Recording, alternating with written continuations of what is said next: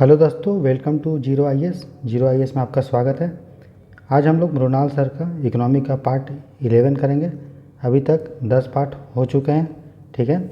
इसमें हम लोग मृणाल सर का जो पीडीएफ है दोस्तों 1000 पेज का, उसका हम लोग 114 पेज तक कर चुके हैं।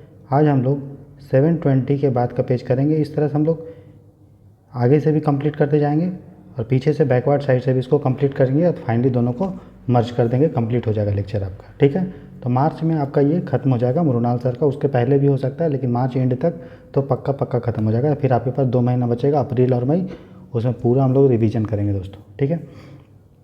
तो ये पार्ट 11 है, इसको प्रेजेंट कर रहा हूँ मैं। मेरा नाम राहुल बर्नवाल है। मैं ईपीएफओ में एक सिलेक्टेड ऑफिसर हूँ। इसके पहले जो ईपीएफओ का ईओ का वैकेंसी आया था उसमें मेरा सिलेक्शन हो चुका है। इसके पहले मैंने यूपीएससी का मेंस 2020 में दिया था और यूपीपीसीएस का मेंस 2021 में दिया है दोस्तों। ये लेक्चर हिंदी और इंग्लिश दोनों में है, मतलब साथ साथ आ रहा है ट्रांसलेशन के साथ, आपको समझने में कोई दिक्कत नहीं होगी, ठीक है। और हम मेरा एक टेलीग्राम भी चैनल भी है जिसका लिंक मैं डिस्क्रिप्शन बॉक्स में डाल दूँगा, आप वहाँ ज्वाइन कर सकते हैं। उस पर मैंने बहुत सारा इनिशिएटिव जो है शुरू किया है जिसमें हम लोग डेली टेस्ट पेपर प्रैक्टिस कर रहे हैं हिंदी और इंग्लिश दोनों में। ईपीएफओ के लिए अकाउंटिंग, लेखांकन और लेबर लॉ, औद्योगिक संबंध का लेक्चर आ रहा है, ताकि साथ ही सी सेट जिसमें बहुत सारे लोगों को दिक्कत होता है, साथ साथ पैसेज जो कंप्रीहेंशन जो परिच्छेद होता है उसका हम लोग अच्छे से सॉल्व कर रहे हैं कि किस तरह से हम लोग क्वेश्चन परिच्छेद का पैसेज का बनाएंगे। तो ज़रूर देखें उसको, आपको एक यूनिकनेस और उत्कृष्टता जो है मालूम पड़ेगी दोस्तों। तो चलिए शुरू करते हैं मृणाल सर का पीडीएफ। तो देखिए दोस्तों, ये मृणाल सर का पीडीएफ है इकोनॉमी का, उसके हम लोग 10 पार्ट कर चुके हैं। आज हम लोग का 11वां पार्ट है। इसको राहुल बर्नवाल के द्वारा प्रेजेंट किया जा रहा है। तो हम लोग इसमें पेज नंबर 114 तक दोस्तों कंप्लीट कर दिए थे, ठीक है। तो देखिए 114 पेज तक हम लोग इसको कंप्लीट कर चुके हैं। देखिए यहाँ तक आपका जो है कंप्लीट हो चुका है दोस्तों, ठीक है। आने वाले जो परसों का लेक्चर होगा 6 मार्च का, उसमें हम लोग लेक्चर 12 करेंगे, जिसमें हम लोग इसके बाद का पेजेस करेंगे।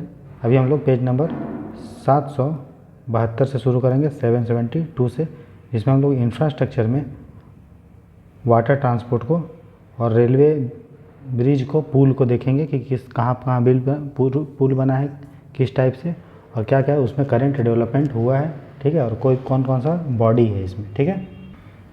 तो देखिए दोस्तों, ये पेज नंबर 771 है और 772 में हमें इंफ्रास्ट्रक्चर के बारे में पढ़ना है, ठीक है, जिसमें हम लोग देखेंगे ट्रांसपोर्ट इंफ्रास्ट्रक्चर में इनलैंड वाटरवेज, ठीक है, उसमें ये डेवलपमेंट हुआ है। पोर्ट्स के बारे में अच्छे से देखेंगे, नेशनल लॉजिस्टिक पॉलिसी है उसके बारे में, ट्रांसपोर्ट के बारे में, ये सब में धीरे धीरे पढ़ेंगे। तो चलिए शुरू करते हैं आज का लेक्चर। तो देखिए दोस्तों, सबसे पहले इंफ्रास्ट्रक्चर हम लोग देखेंगे ट्रांसपोर्ट में देखेंगे वाटर ट्रांसपोर्ट, पानी वाला में देखेंगे इनलैंड वाटरवेज, मतलब जो नदी को जोड़ के बनता है उसको इनलैंड बोलते हैं। क्या बोलते हैं दोस्तों? इनलैंड, जो रिवर को कनेक्ट करके बना जाता है, ठीक है। तो देखिए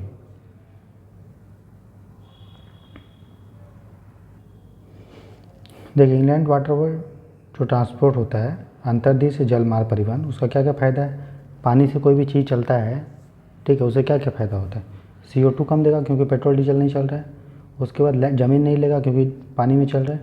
और ट्रैफिक कंजेशन नहीं होगा क्योंकि समुद्र और नदी बहुत बड़ा होता है दोस्तों, ठीक है, मतलब जमाव नहीं होगा, भीड़ भाड़ नहीं होगा।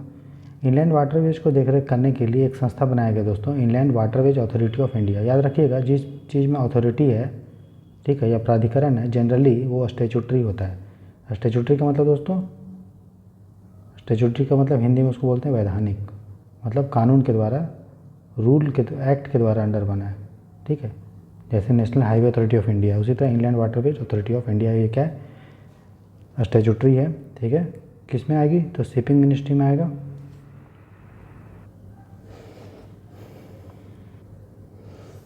तो देखिए मैं क्या बताता, इंलैंड वाटरवे अथॉरिटी ऑफ इंडिया क्या है? स्टैट्यूटरी है, वैधानिक बॉडी है। कोई भी जहाँ भी वर्ड में अथॉरिटी रहता है या प्राधिकरण रहता है, जनरली वो स्टैट्यूटरी बॉडी होता है। आप वो गेस कर सकते हैं, इसका काम वही है कि वाटरवे को डेवलप करना, मैनेज करना, ठीक है। तो देखिए इनलैंड वाटरवेज में जो नेशनल वाटरवेज हम लोग बना रहे हैं, मतलब राष्ट्रीय जलमार्ग बना रहे हैं, कहाँ पे? इनलैंड वाटरवेज में। मतलब जो भी नदी में हम लोग वाटरवेज में डेवलप कर रहे हैं उसको हम लोग राष्ट्रीय राजमार्ग बोलेंगे। राष्ट्र क्या बोलेंगे? जलमार्ग, ठीक है। तो जो वाटरवेज होता है दोस्तों, वो आता है यूनियन लिस्ट में, मतलब 7 शेड्यूल के यूनियन लिस्ट में आता है, केंद्र सूची में। इसका मतलब पार्लियामेंट कानून बना सकता है इंडियन वाटरवेज पे, एकदम बना सकता है।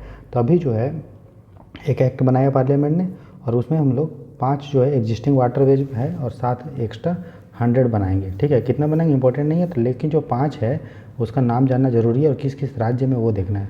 देखिए अगर मैं इंडिया का मैप बनाऊँ दोस्तों, इंडिया का अगर मैप है,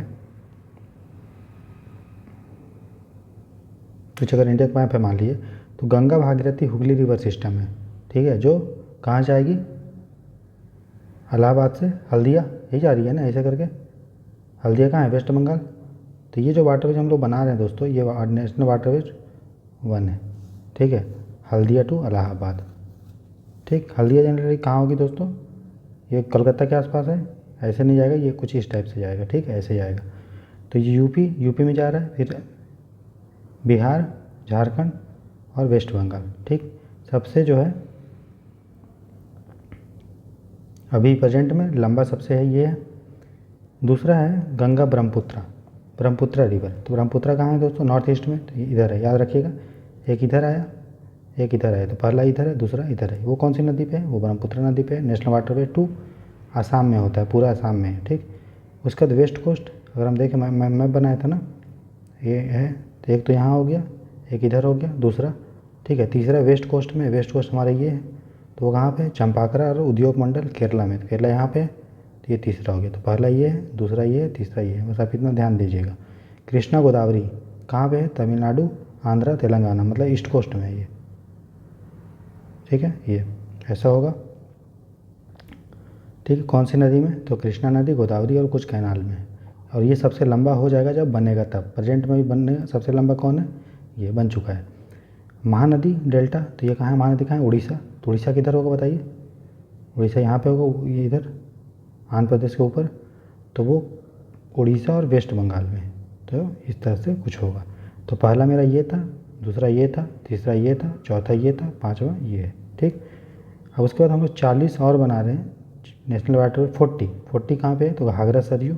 ठीक है, इसको फिलहाल न्यूज़ में इसलिए था क्योंकि यहाँ पे हम लोग रामायण सर्किट टूर से उसको जोड़ देंगे। ठीक है, जब घूमने जाएगा लोग अयोध्या तो बोट से ही जा पाएगा, तो यूपी में। ठीक है, इसके अलावा याद करिएगा 111 जुआरी गोवा में है, मांडवी 68 गोवा में मांडवी नदी पे, सुंदरबन 97, कुछ कुछ इंपॉर्टेंट है बस आप देख सकते हैं।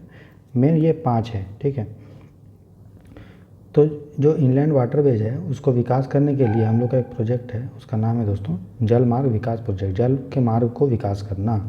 ठीक है, याद रखिएगा। नेशनल देखिए, आपको देखिए नेशनल वाटरवेज जो एक है उसका गहराई बहुत कम है। क्यों गहराई कम है, क्योंकि बड़े बड़े उसमें क्या होता है कि नदी का जो कचरा होता है, गाद होता है, उससे भर जाता है तो उसका डेप्थ कम हो जाता है, गहराई, तो गहराई कम हो जाता है, तो बड़े बड़े वैसल मतलब जहाज नहीं जा पाते। तो इस प्रोजेक्ट का एम यही है कि नेशनल वाटरवे 1 जो है उसको पूरा क्या बना देना, नेविगेबल बना देना, मतलब कहाँ कचरा वचड़ा साफ़ कर देना। ठीक है, और ये कहाँ है, वाराणसी से हल्दिया में जो गंगा नदी बहती है उसमें हम लोग नेशनल वाटरवे 1 को विकास करने के लिए, ताकि बड़े बड़े जहाज भी आ पाए, उसके लिए जल मार्ग विकास प्रोजेक्ट जो है दोस्तों हम लोग बनाए हैं। ठीक है, इसमें और भी है कुछ कुछ, रोल ऑन रोल ऑफ फेरी है, मतलब कोई आएगा जाएगा इस टाइप का, बड़े बड़े जहाज आएंगे, डिजिटल डैशबोर्ड बनाया जाएगा, रिवर इंफॉर्मेशन सिस्टम बनाया जाएगा, उसके लिए पोर्टल कि अभी नदी में कौन कौन सी जहाज़ रन कर रही है, सब में जीपीएस ट्रैकर लगा होगा ताकि जहाज़ का कोलिजन ना हो और वेसल का ट्रैफिक मैनेजमेंट हो पाए जिस तरह रोड में होता है। ये याद रखिएगा, सेंट्रल सेक्टर स्कीम है, मतलब पूरा पैसा कौन देगा, केंद्र सरकार। ठीक है, इसके लिए वर्ल्ड बैंक से लोन भी मिल रहा है और पीपीपी मॉडल पे हो रहा है। पीपीपी मॉडल क्यों, अब याद क्या करना है, बीजेपी की जो एनडीए गवर्नमेंट है वो प्राइवेट को सपोर्ट करती है, तो पब्लिक प्राइवेट पार्टनरशिप होगा। ठीक है, हो गया। पहला जो मल्टी मॉडल टर्मिनल है, मल्टी मॉडल टर्मिनल मतलब जहाँ पे सब मोड्स जुड़े रहेंगे। मोड्स मतलब वहाँ पे वाटरवेज भी होगा, वहाँ पे रेलवे भी होगा, वहाँ पे आपका जो है रोडवेज भी होगा, वहाँ पे रेल्स भी होगा, सब चीज़ जोड़ा जाएगा, उसी को बोलते हैं मल्टी मॉडल टर्मिनल। मतलब जहाज़ वहाँ से आएगी, जहाज़ पानी से आया, जहाँ से फिर सामान उतरा, सामान उतरने के बाद इससे रोड कनेक्टिविटी भी होगा। ठीक है, इससे रेल कनेक्टिविटी भी होगा। ठीक है, तो इसी को बोलते हैं मल्टी मॉडल। तो पहला मल्टी मॉडल टर्मिनल जो मोदी जी ने उद्घाटन किया वो वाराणसी में किया, और वहाँ पे एक शिप था एमवी रविंद्रनाथ टैगोर शिप, उसको कोलकाता से वो आया। उसके बाद अर्थ गंगा, मोदी बोला है कि गंगा को हम अर्थ गंगा बनाएंगे। तो अर्थ गंगा, अर्थ मतलब पैसा, अर्थ मतलब क्या, पैसा, प्रोस्पेरिटी, संपन्नता, समृद्धि, है ना।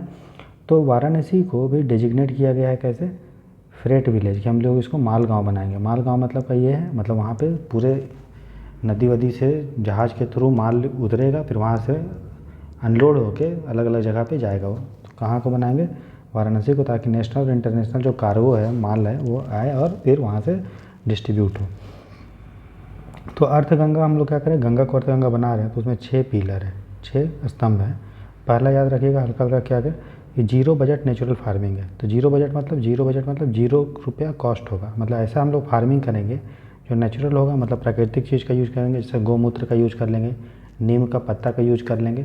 जैसे हम लोग हर्बिसाइड पेस्टिसाइड कीड़ा मकोड़ा मारने वाला यूज़ नहीं करेंगे, नीम का पत्ता पीस के खेत में छिड़क देंगे, गोबर से खाद बना देंगे, मतलब आर्टिफिशियल जो होता है यूरिया वो सब यूज़ नहीं करेंगे। इसीलिए उसका बजट होता है 0, मतलब कोई कॉस्ट नहीं होगा, इनपुट कॉस्ट और आउटपुट कॉस्ट जो उससे हम उगाएंगे दोस्तों, उससे हम लोग रिकवर कर लेंगे अपना खर्चा, मतलब नेचुरली रूप से होगा वो, कोई भी केमिकल नहीं होगा, केमिकल फ्री होगा। कहाँ पे होगा, तो विदिन 10 किलोमीटर ऑफ रिवर। तो रिवर यहाँ है, ऐसा रिवर बह रहा है, ये रिवर है मान लीजिए ऐसे ऐसे, ठीक है। तो रिवर का जो दायरा है इधर से इधर 10 किलोमीटर, उस एरिया में हम लोग क्या करेंगे दोस्तों, नेचुरल फार्मिंग। साथ ही साथ काऊ डंग से हम लोग फर्टिलाइज़र बनाएंगे गोवर्धन स्कीम में। उसके बाद कचड़ा वचड़ा नदी में नहीं जाने लगे, तो उसके लिए हम लोग उसको ट्रीटमेंट करेंगे, तब जाने देंगे। कल्चरल हेरिटेज बनाएंगे, बोट टूरिज्म बनाएंगे, एडवेंचर स्पोर्ट्स भी वहाँ पे हो पाएगा। जैसे आपने बॉलीवुड मूवी या हॉलीवुड मूवी में देखते हैं, कहाँ से वो लोग कैसे कैसे करते हैं, बोटिंग, स्काइंग, ये सब लाइवलीहुड अपॉर्चुनिटी दिया जाएगा। जो अगल बगल लोग रहते हैं वहाँ पे लोकल मार्केट प्रोवाइड किया जाएगा।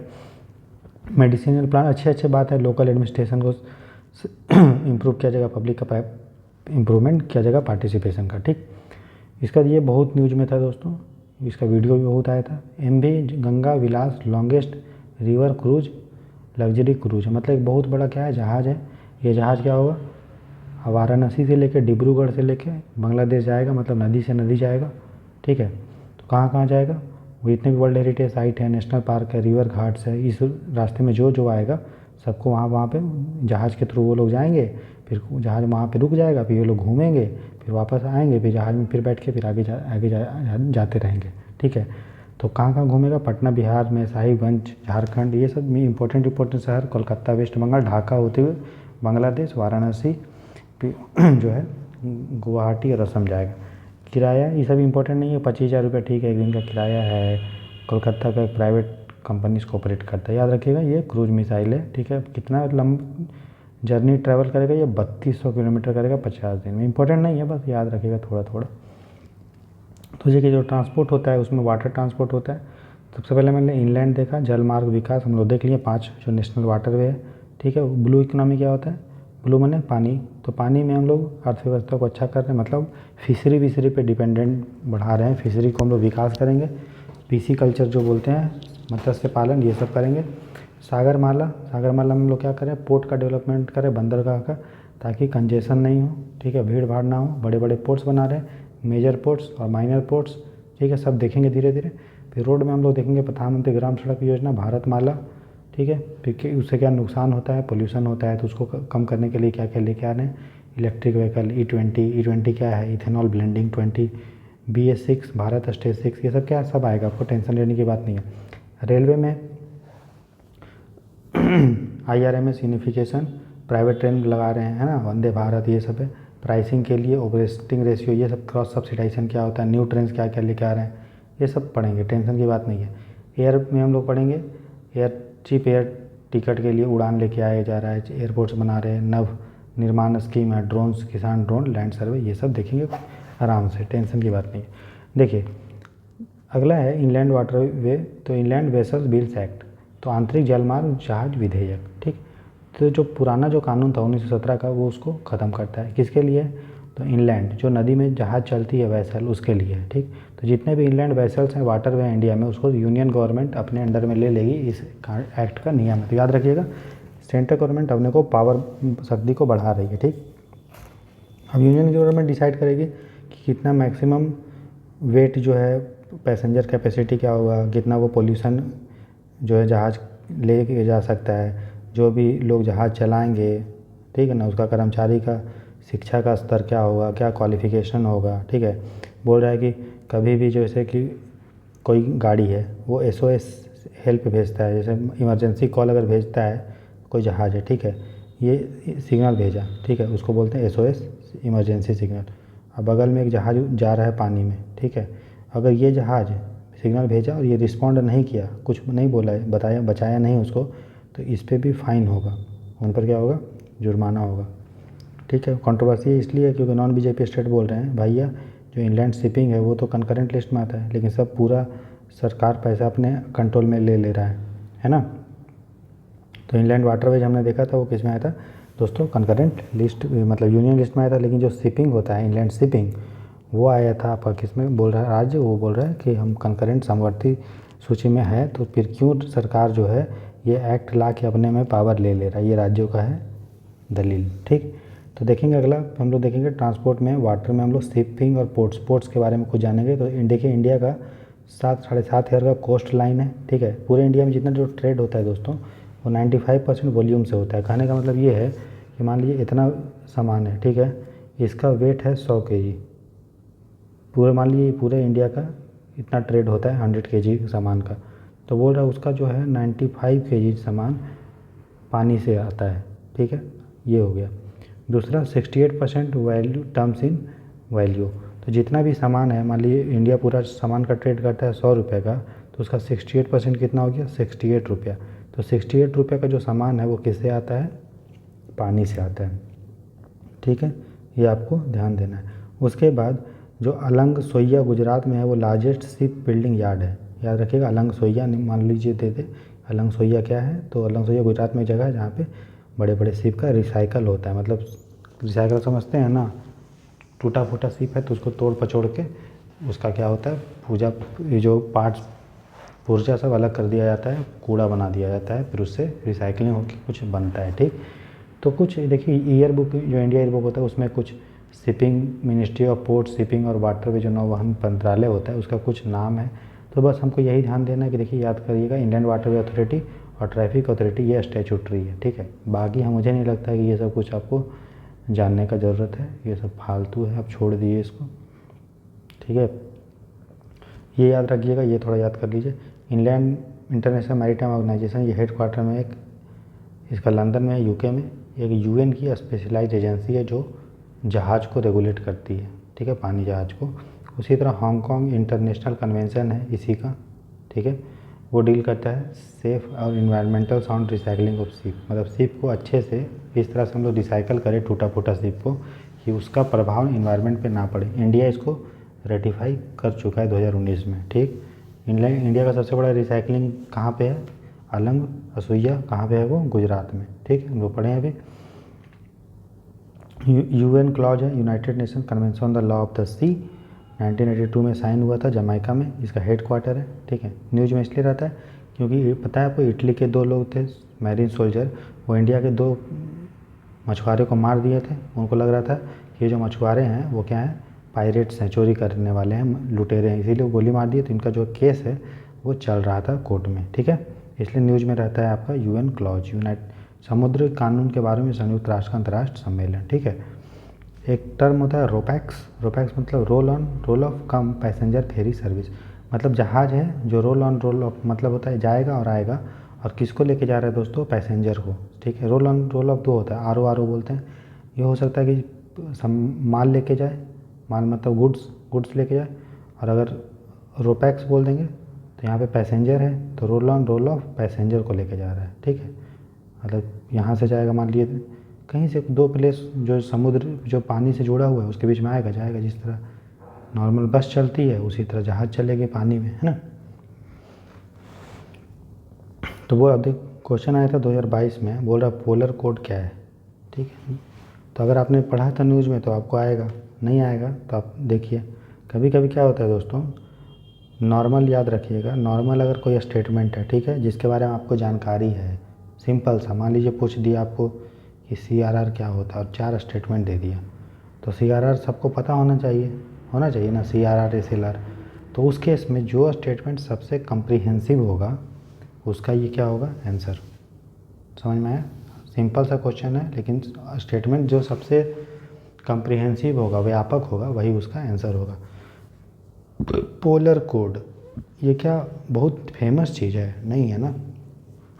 तो उस केस में क्या होता है, जो सबसे छोटा स्टेटमेंट होता है और जनरली जो ए स्टेटमेंट होता है, ए याद रखिएगा, कोई अगर उल्टा पुल्टा चीज़ आ जाए आपका, ये न्यूज में था, ये क्या था, तो उस केस में जो सबसे छोटा स्टेटमेंट होगा और जो सबसे फर्स्ट पे होगा ए ऑप्शन पे, जनरली वो सही होता है, ठीक है। लेकिन अगर आपको नहीं पता है तो मारिए आप जो पता है, लेकिन नहीं मारिएगा, नहीं पता है तो आप रिस्क ले सकते हैं कि इसका जो आंसर होना चाहिए ए, ठीक है। अब हम लोग देखेंगे पोर्ट्स का टाइप, बंदरगाह का टाइप, ठीक। तो याद रखिए पोर्ट्स दो टाइप का होता है, मेजर और माइनर। मेजर पोर्ट जो होता है उसको सेंट्रल गवर्नमेंट कंट्रोल करती है, सब चीज़ देखती है। जो माइनर पोर्ट्स होता है उसको कौन देखती है, स्टेट गवर्नमेंट, याद रखिएगा, ठीक है। तो भारत में जो है प्रेजेंट में, एट प्रेजेंट देखेंगे हम, तो जो है 12 मेजर पोर्ट्स हैं। तो कुछ कुछ मेजर पोर्ट आप ध्यान दीजिएगा, देखिए, चाहे वो ईस्ट कोस्ट हो या वेस्ट कोस्ट हो, मतलब ये वेस्ट कोस्ट है या ईस्ट कोस्ट है, तो दोनों में नंबर ऑफ पोर्ट्स कितना है, 6 है। ये पहला डेटा है। उसके बाद सबसे ज़्यादा जो पोर्ट है, चाहे वो वेस्ट कोस्ट पे हो, चाहे वो वेस्ट कोस्ट पे हो या ईस्ट कोस्ट पे, तो जो सबसे ज़्यादा पोर्ट है वो पोर्ट है आपका कहाँ पे, तमिलनाडु में। ये दूसरा चीज़ है, ठीक है। उसके बाद महाराष्ट्र में और बाकी जो राज्य हैं उसमें कितने पोर्ट्स हैं दोस्तों, एक एक पोर्ट्स हैं, ठीक है। तो टोटल कितने पोर्ट्स हो गए, 12। तो जब हम सबसे पहले वेस्ट कोस्ट में देखते हैं, इधर सबसे पहले आप देखिए, आइए गुजरात में। तो गुजरात में जो पोर्ट्स है दोस्तों वो है दीनदयाल कंडला पोर्ट, ठीक, जिसकी एक टाइडल पोर्ट है। टाइडल मतलब जो ज्वार भाटा होता है, टाइड्स होता है, उससे ये आती है। ज्वार भाटा जब आएगा तो अंदर आ जाएगा प्रेशर से, ज्वार भाटा वापस जाएगा तो ये इधर से, मतलब पानी पे डिपेंडेंट है, समुद्र के पानी पे डिपेंडेंट है ये, इसलिए इसको टाइडल बोलते हैं, ज्वारीय बंदरगाह बोलते हैं, ठीक है। और कंडला में इसको बनाया गया था, कंडला में है ये, ठीक है, कांडला पोर्ट। ये कांडला जो है पहला एक्सक्लूसिव इकोनॉमिक जोन है, ठीक है। एक्सक्लूसिव इकोनॉमिक जोन जानते हैं वो जोन जहाँ पे हम लोग इकोनॉमिक एक्टिविटी को प्रमोट करते हैं, और वो जोन से जनरली बनाया इसलिए जाता है ताकि हम लोग वहाँ से एक्सपोर्ट करें। एक्सपोर्ट माने सामान बाहर भेजें, इंडिया में से सामान बाहर भेजें। और साथ ही साथ ये पहला जो है SEZ भी है, स्पेशल इकोनॉमिक जोन भी है, ठीक है। उसके बाद हम आते हैं, उसके नीचे क्या है, महाराष्ट्र। तो महाराष्ट्र में आपका क्या है, जवाहरलाल नेहरू और नवाहा सेवा। तो 2 पोर्ट ये हो गया, गुजरात में 1 हो गया, 3, ठीक है। तो यहाँ पे आ गया गुजरात, फिर आता है महाराष्ट्र। महाराष्ट्र के नीचे क्या है दोस्तों, गोवा है। तो गोवा में जो पोर्ट है वो है मरमगांव पोर्ट, ये भी एक टाइटल पोर्ट है। तो हमें याद क्या रखना है कि गुजरात का जो पोर्ट है और जो गोवा का पोर्ट है मरमगांव, वो दोनों क्या है, टाइडल, ठीक है। और यहीं से हम लोग आयरन और एक्सपोर्ट करते हैं। और ये जो पोर्ट है वो जुआरी नदी के एस्चुरी पे बनी है, मतलब जो एस्चुरी समझते हैं, जब नदी सीधे जाती है बिना अपना कचरा लिए समुद्र में मिल जाती है, तो वैसे नदी को हम लोग एस्चुरी बोलते हैं। अब ठीक है, समझ गए, डायरेक्ट समुद्र में मिलना, गाद लेके नहीं जाती है, डायरेक्ट मिल जाती है, वो एस्चुरी बोलते हैं। तो एस्चुरी, कावेरी नदी को जो एस्चुरी है उसमें मरमगांव पोर्ट है। उसके नीचे आते हैं कि वो क्या है, कर्नाटक। तो कर्नाटक में एक ही पोर्ट है, न्यू मैंगलोर, ये गहरे पानी के है, ऑल वेदर पोर्ट है, मतलब हर मौसम में चलती है। केरला में कोची में वेलिंगडन आइलैंड पे क्या है, कोची पोर्ट। तो ये 6 हो गया, 1 गुजरात, 2 महाराष्ट्र, 1 गोवा, 4, 1 कर्नाटक और 1 केरला, 6 हो गया। उसके बाद ईस्ट कोस्ट पे हो गया, अब देखेंगे हम लोग, वेस्ट कोस्ट पे हो गया, हम लोग देखेंगे अब ईस्ट कोस्ट में। ईस्ट कोस्ट में आते हैं, नीचे से आते हैं इधर से, तमिलनाडु में देखिए 3 पोर्ट है, चिदम्बरनार पोर्ट, टूटिकोरिन पोर्ट जो बोलते हैं, चेन्नई ऑल वेदर पोर्ट, ठीक है। केरल में भी जो है ये जो न्यू मैंगलोर पोर्ट है, कर्नाटक का और चेन्नई का, दोनों का क्या है, ऑल वेदर पोर्ट है। चिदम्बरनार पोर्ट टूटिकोरिन में, कामराजार पोर्ट, एन्नोर पोर्ट, ये है प्राइवेट पोर्ट, याद रखिएगा, कामराजार पोर्ट क्या है, प्राइवेट पोर्ट। तो 3 हो गया तमिलनाडु में सबसे ज़्यादा। तमिलनाडु के ऊपर है दोस्तों आंध्र प्रदेश। तो आंध्र प्रदेश में जो पोर्ट है उसका का नाम है विशाखापट्टनम, या ठीक है, विशाखापट्टनम पोर्ट। यहाँ पे नेवी का कमांड होता है, ऑफिसर है यहाँ पे, कमांडिंग एरिया। उसके ऊपर उड़ीसा है, तो उड़ीसा में हमारा पोर्ट है पारादीप। ये एक मैन मेड लगून है। लगून मतलब जब समुद्र का पानी, ठीक है, रिवर से मिलता है तो उस एरिया को हम लोग लगून बोलते हैं, ठीक है, मतलब चारों तरफ से क्या रहेगा, क्लोज्ड रहेगा, यहाँ पे पानी आ जाएगा और चारों तरफ से बंद रहेगा, मतलब लैंड। ठीक है, उसको क्या बोलते हैं, लगून। जैसे चिलिका एक क्या है, लेक भी है और क्या है वो, लगून भी है। ठीक है, तो पारादीप क्या है, एक मैन मेड लगून, आदमी इसको बनाया है उड़ीसा में। उड़ीसा के ऊपर आएंगे तो आपका आएगा वेस्ट बंगाल। तो वेस्ट बंगाल में एक हल्दिया पोर्ट है, सबसे पुराना मेजर पोर्ट है ये, और ये रिवराइन पोर्ट है, मतलब नदी के पास है ना। ठीक है, ये अब नदी के पास है तो नदी हमेशा अपना कचरा ला के भर देती है, इसको उसको बार बार साफ़ करना पड़ता है, नहीं तो बंदरगाह का जो गहराई है वो कम हो जाता है। ठीक है दोस्तों, आगे देखते हैं। मनमोहन सिंह ने बोला था कि हम लोग पोर्ट ब्लेयर में भी एक मेजर पोर्ट बनाएंगे। मोदी बोला कि हम लोग जो है वेस्ट बंगाल में सागर पोर्ट बनाएंगे। दुग्गी राजा पट्टनम बनाएंगे आंध्र प्रदेश में, वधावन बनाएंगे महाराष्ट्र में, और इनायम बनाएंगे तमिलनाडु में मेजर पोर्ट, लेकिन अभी नहीं बना है। ठीक है, अभी 12 पोर्ट हैं टोटल। उसके बाद कुछ पोर्ट्स का टाइप्स हैं।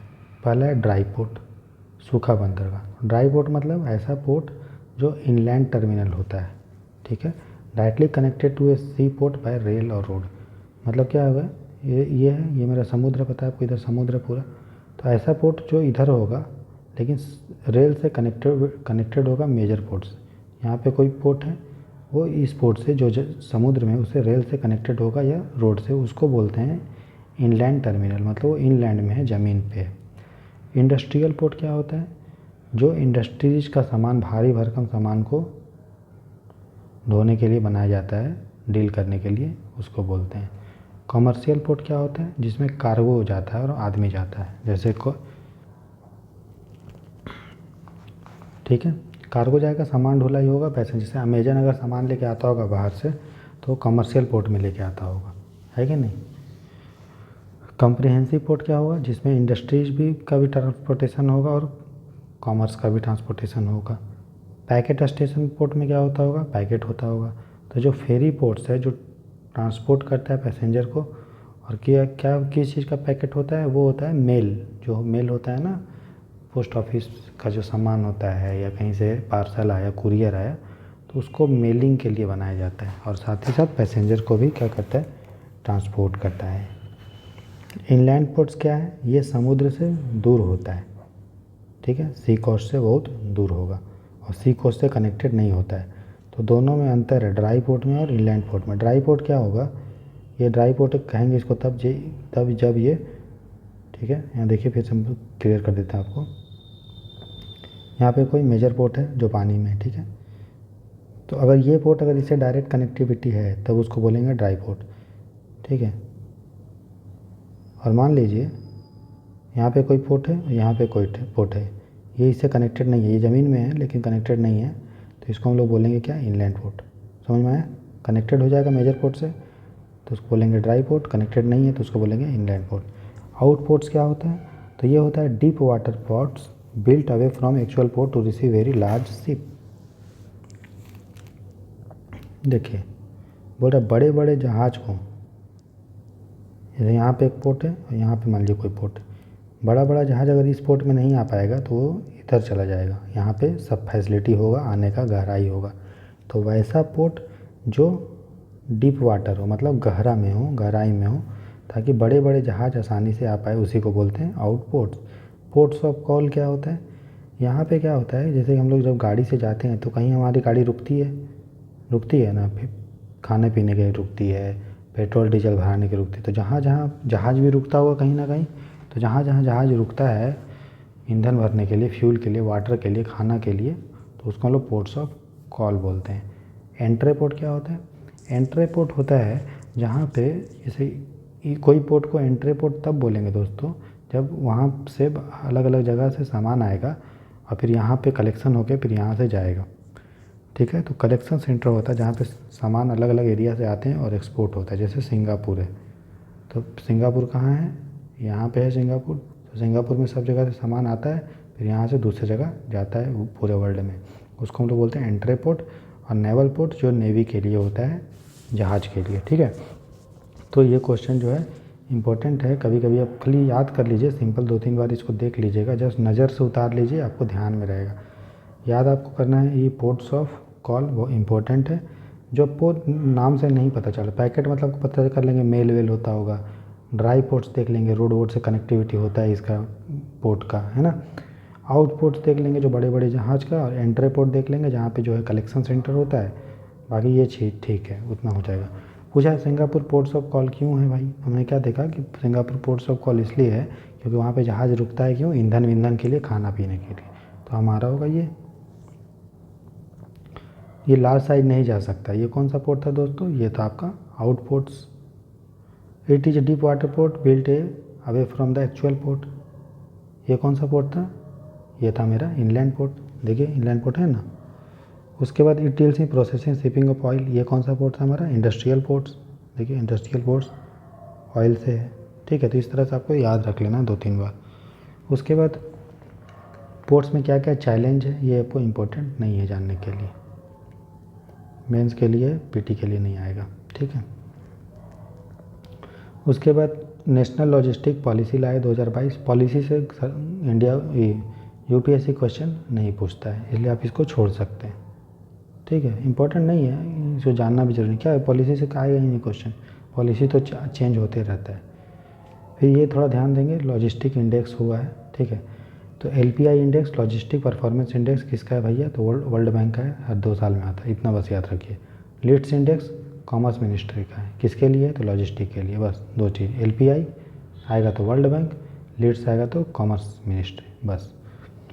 उसके बाद सागरमाला प्रोजेक्ट के बारे में जानकारी होना चाहिए। सागरमाला मतलब सागर में हम लोग क्या बना रहे हैं, पोर्ट, तो माला बना देंगे पोर्ट्स का, ठीक है, इसको बोलते हैं, पूरा डेवलप कर देंगे, ठीक।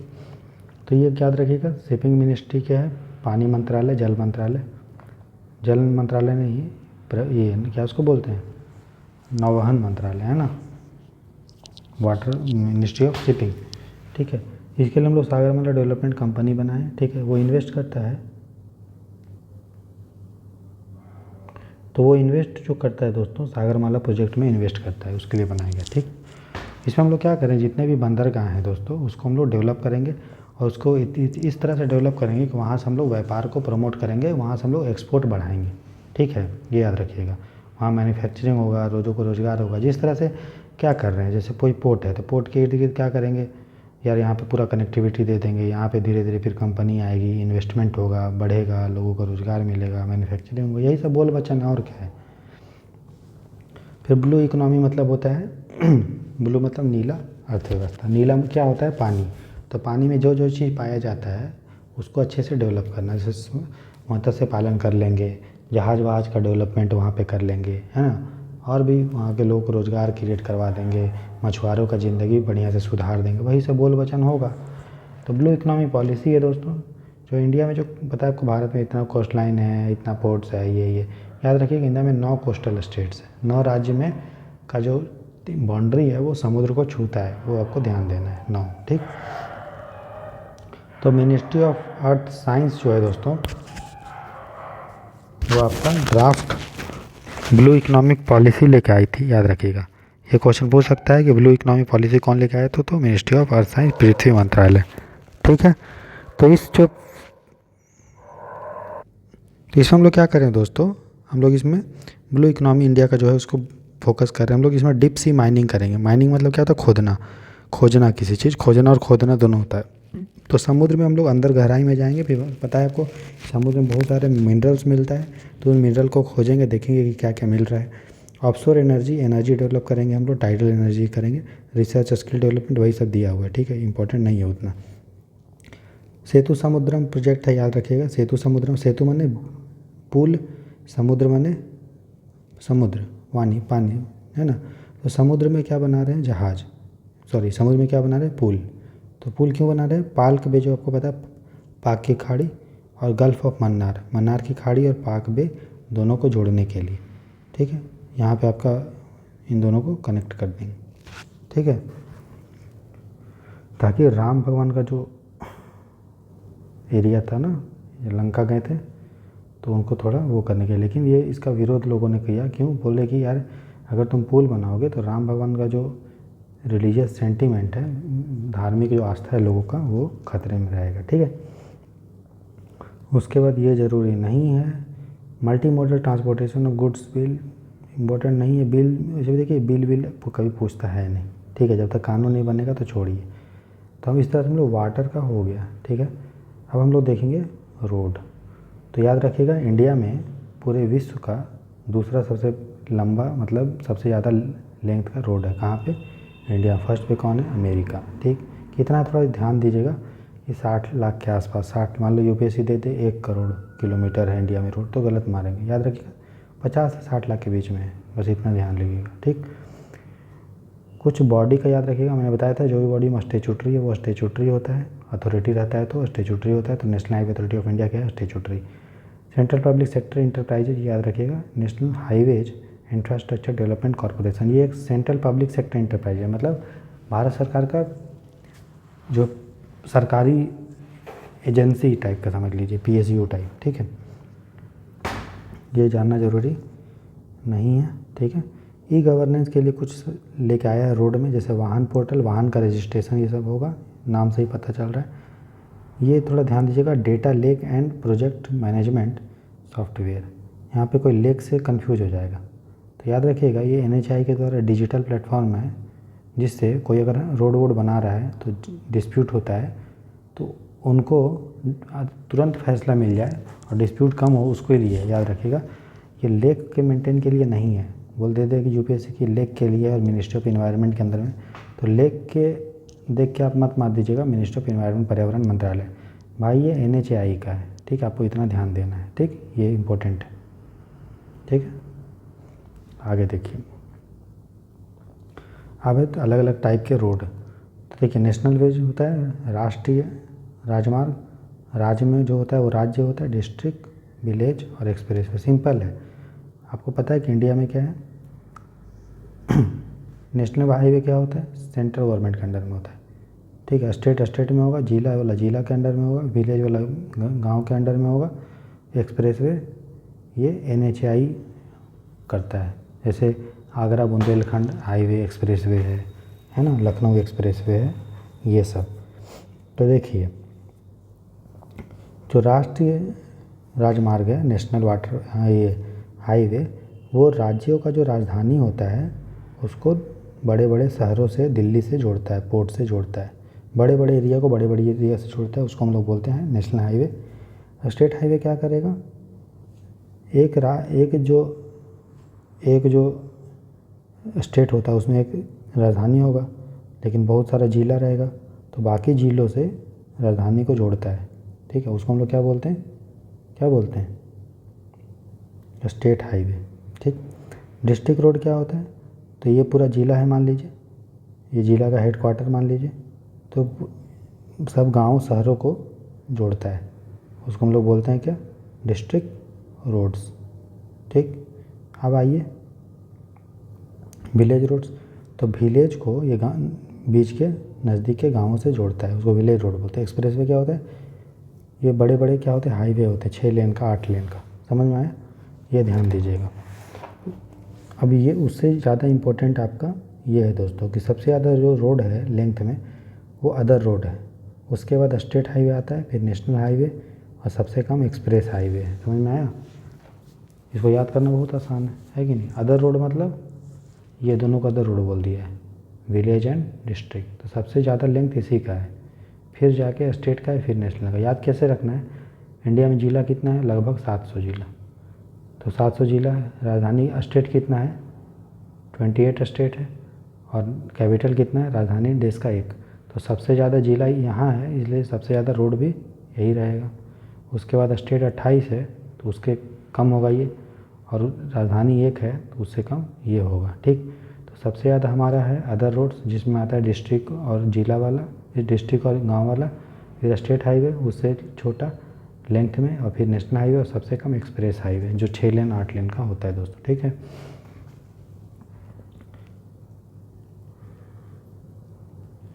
तो जो रोड बनता है दोस्तों, तो नेशनल हाईवे को देखता है कौन? National highway authority of India. जो स्टेट का जो रोड होता है उसको स्टेट पब्लिक वेलफेयर वहाँ का वर्क्स डिपार्टमेंट देखता है। जो बॉर्डर रोड होता है उसको बॉर्डर रोड ऑर्गेनाइजेशन देखता है, जो डिफेंस मिनिस्ट्री के अंडर में आती है, ध्यान दीजिएगा थोड़ा, ठीक। अब ट्रांसपोर्ट में एनएचएआई के बारे में, एक स्टैट्यूटरी मैंने बता दिया, रोड मिनिस्ट्री के बारे में। ये पैसा इसको कहाँ से मिलता है दोस्तों? तो देखिए जो पेट्रोल होता है और डीजल होता है, डीजल पे सेस लगाती है, कौन सा सेस लगाती है? Road and infrastructure cess. Cess पता है क्या होता है दोस्तों? सेस एक तरह का समझ लीजिए टैक्स होता है।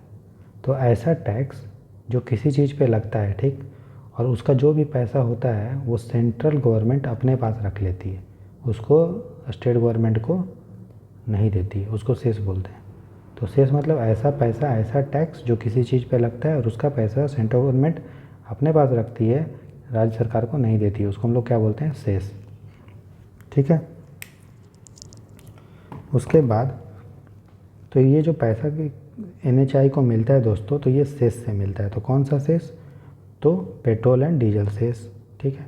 तो उसके बाद जो भी पैसा मिलता है वो उस पैसे को NHAI कहाँ डालती है? एक फंड है जिसका नाम है central road and infrastructure fund. ये फंड एक नॉन लैप्सेबल फंड है। नॉन लैप्सेबल का मतलब ये है कि उसमें जो भी पैसा देंगे वो समय पे डिपेंड नहीं रहेगा।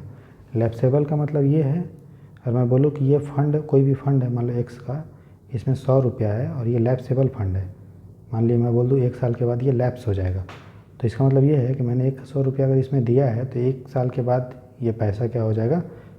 जीरो हो जाएगा। भले आप उस पैसा का यूज किए या मत किए, वो पैसा कट पिट के क्या हो जाएगा? जीरो। ठीक है, मतलब ख़त्म हो जाएगा। लेकिन ये जो फंड है वो क्या है? नॉन लैप्सेबल, मतलब पैसा उसमें इकट्ठा होते रहेगा, टाइम पे डिपेंड नहीं करेगा। इसके अलावा जो वर्ल्ड बैंक है, ADB है, Asian development bank, Japan bank है, उससे भी NHI को पैसा मिलता है। इसके अलावा NHI मार्केट से भी उधार लेता है और PPP जो प्रोजेक्ट चलाती है उससे भी NHI पैसा कमाता है। ठीक है। तो NHI क्या करता है दोस्तों? एक ट्रस्ट को सेटअप करता है। ट्रस्ट मतलब क्या है? उसका नाम है इंफ्रास्ट्रक्चर इन्वेस्टमेंट ट्रस्ट। ये एक तरह का समझ लीजिए NBFC टाइप का समझ लीजिए, म्यूचुअल फंड टाइप है, कि इसमें पैसा आता है, किसमें? इन्वेट्स में। इसको मेंटेन कौन करता है? NHI। तो इसमें जो भी पैसा आता है इन्वेट्स में, इंफ्रास्ट्रक्चर इन्वेस्टमेंट ट्रस्ट, उसको NHI कहाँ पे लगाता है? हाईवे बनाने में लगाता है, इंफ्रास्ट्रक्चर बनाने में लगाता है। इसके अलावा गति पोर्टल भी है NHI का, जो देखती है कि जो हाईवे जो बन रहा है उसका कैसा प्रोग्रेस है। ठीक है। और लोगों कॉन्ट्रैक्टर जो होता है, जो कॉन्ट्रैक्ट पे लेके रोड बनाता है, उस पर अगर कोई सरकारी ऑफिसर घूस मांग रहा है कि दो हमको पैसा दो तभी तुम्हारा कॉन्ट्रैक्ट पास करेंगे, तब ये कॉन्ट्रैक्टर जो होता है कंप्लेन कर सकता है गति पोर्टल पे। ठीक। उसके बाद जो नेशनल हाईवे डेवलपमेंट प्रोग्राम है दोस्तों, उसमें हम लोग क्या कर रहे हैं? हाईवे को डेवलपमेंट कर रहे हैं। ठीक है। तो वाजपेयी लेके आए थे इसको। तो जो भी गोल्डन क्वाड्रिलेटरल है, गोल्डन क्वाड्रिलेटरल क्या बोलते हैं? 4 जो महानगर हैं, दिल्ली, कलकत्ता, चेन्नई और मुंबई, इनको जोड़ा जा रहा है। ठीक है। 4 मेट्रो शहर, उसी को क्या बोलते हैं? National highway development programme. साथ ही साथ नॉर्थ साउथ कॉरिडोर भी बन रहा है जो श्रीनगर से कन्याकुमारी जोड़ेगा, और ईस्ट वेस्ट कॉरिडोर बना रहे हैं जो सिलचर से पोरबंदर। सिलचर कहाँ है? असम में। असम कहाँ है? यहाँ पे अगर ऐसे मैप बनाते हैं, असम, और पोरबंदर कहाँ है? गुजरात में। तो इसको जोड़ रहा है, ये इसको ईस्ट वेस्ट कॉरिडोर बोलते हैं। एक टर्म है डायमंड क्वाड्रिलेटरल। तो याद रखिएगा, डायमंड क्वाड्रिलेटरल जो है वो रेल से जोड़ते हैं, गोल्डन किससे जोड़ते हैं? हाईवे से। ठीक है। गोल्डन है हाईवे और डायमंड है रेल। ठीक है। उसके बाद हम लोग देखते हैं आगे टॉपिक जो है दोस्तों वो परसों करेंगे। ठीक है। तो आप बने रहें इस चैनल के साथ। विश्वास मानिए कि जो है आपका 31 मार्च तक जो है ना सिलेबस कंप्लीट कर दूंगा। ठीक है। और 15 मार्च से आप लोगों के लिए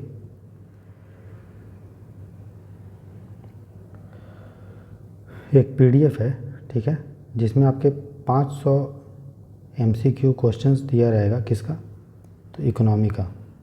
उसको हम लोग सॉल्व करेंगे। ठीक है। कब से? याद रखिएगा, 15 मार्च से। ठीक है। ठीक है। उसका एक्सप्लेनेशन इंग्लिश में भी आएगा और हिंदी में भी आएगा। ठीक है। तो याद रखिएगा 15 मार्च से हम लोग एक PDF सॉल्व करेंगे जिसमें 500 MCQ होगा। ठीक है। और जितने भी क्वेश्चन उसमें हैं सब UPSC लेवल का है। ठीक है। तो आप इसको अगर तैयारी कर लेते हैं MCQ को, और मृणाल सर का PDF जो मैं पढ़ा रहा हूँ अगर पढ़ ले रहे हैं, तो जो UPSC प्रीलिम्स में 20 से 25 क्वेश्चन जो आपका आता है इकोनॉमी से, वो दोस्तों ख़त्म हो जाएगा। मतलब आराम से आप जो है 20-25 में से 15 से 20 क्वेश्चन सही करके आ सकते हैं। अगर मान लो 20 क्वेश्चन आए तो 15 आपका सही हो जाएगा खाली मृणाल का सर का PDF पढ़ने से और ये 500 MCQ लगाने से। और 500 MCQ लगाना कोई भारी बात नहीं है दोस्तों। अगर डिसाइड कर लें कि एक दिन में 20 MCQ करेंगे या 25 करेंगे तो 20 दिन में ख़त्म हो जाएगा ना, तो आराम से कर लेंगे। अगर 15 मार्च से भी इसको चलाते हैं तो 25-30 दिन में ख़त्म हो जाएगा, मतलब 5 या 10 अप्रैल तक मैक्सिमम ख़त्म हो जाएगा। आपका एग्ज़ाम है 28 मई को, फिर भी आपके पास कितना टाइम बच रहा है ना।